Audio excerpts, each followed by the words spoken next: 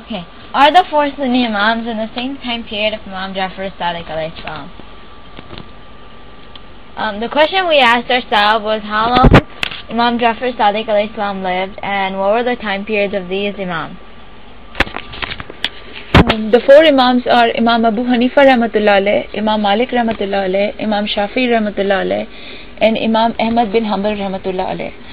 These are the main figures whose interpretations of Hadith and Quran are followed by majority of Sunni Muslims all over the world. They are therefore believed to be of great importance to the correct practice of Islam. The question which I always ask is to which time period these four Imams were, and they were the direct students of Imam Jaffere Sadiq alayhi salam. As we can see here that Imam Jaffere Sadiq alayhi salam was born in 83 after Hijrah, and there are the only two Imams, Imam Abu Hanifa and Imam Malik, who were closest to this 83 after Hijrah. Imam Abu Hanifa was born in Kufa in 80 after Hijrah, and Imam Malik was born in 93 after Hijrah in Medina. Imam Shafi was born in 150 after Hijrah, which is in no way in direct connection to Imam Jaffere Sadiq alayhi salam, because he was already martyred in 148 after Hijrah when Imam Shafi was born. And so is Imam Hanbal rahmatullah alayh, who was born in Baghdad in 164 after Hijrah. It is said that Imam Abu Hanifa, who was born in Kufa, went to Medina and remained only for 2 years the student of Imam Jaffere Sadiq alayhi salam. Imam Abu Hanifa rahmatullah alayh, he was brought up so as to become a great judge, but he became an Imam al-Madhab. He had a superior and amazingly keen intellect. He was actually a direct descendant of a Persian notable, and he learned fiqh with the help of Hamad ibn Abi Sulaiman. He enjoyed the companionships of many notables of Tabi'een, and of course of only for 2 years of Imam Jaffere Sadiq alayhi salam. It is said in the same website that in 164 after Hijrah, Mansur, the Banu Abbas caliph of the Muslim Empire, he wanted Imam Abu Hanifa to become the Qazi of Baghdad, chief Qazi of Baghdad, but he don't want to, so he put him in prison and he was administered a dose of poison, and so he died in 150 after Hijrah. So in no way he can ask in 164 after Hijrah when Imam Abu Hanifa was already died in 150 after Hijrah. Imam Malik was the son of Anas ibn Malik. His family was originally from a tribe in Yemen, which is Al-Asbahi, but his great-grandfather relocated the family to Medina after accepting Islam. Living in Medina, Malik had access to some of the most learned minds in early Islam. He memorized the Quran in his youth.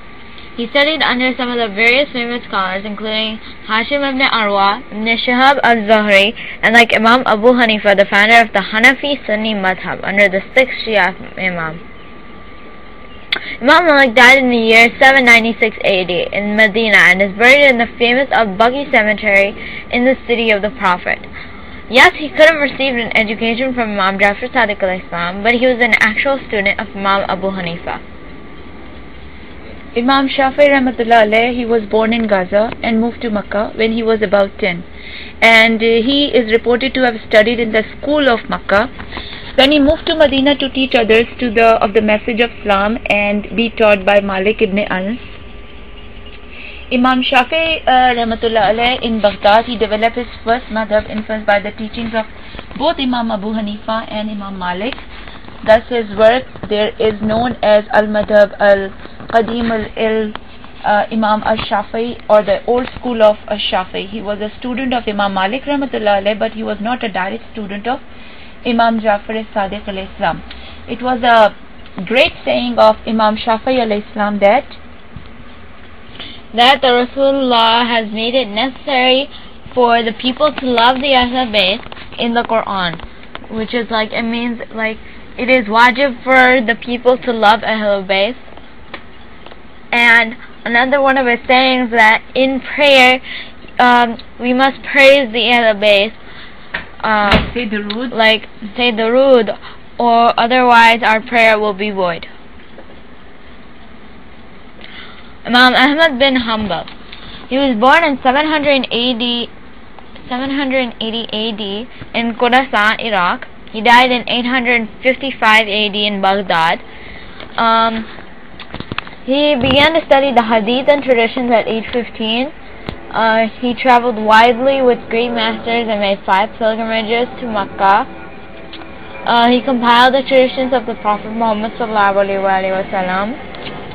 Opposing codifications of the law, he believed jurists needed the freedom to derive legal solutions from the Quran and the Sunnah.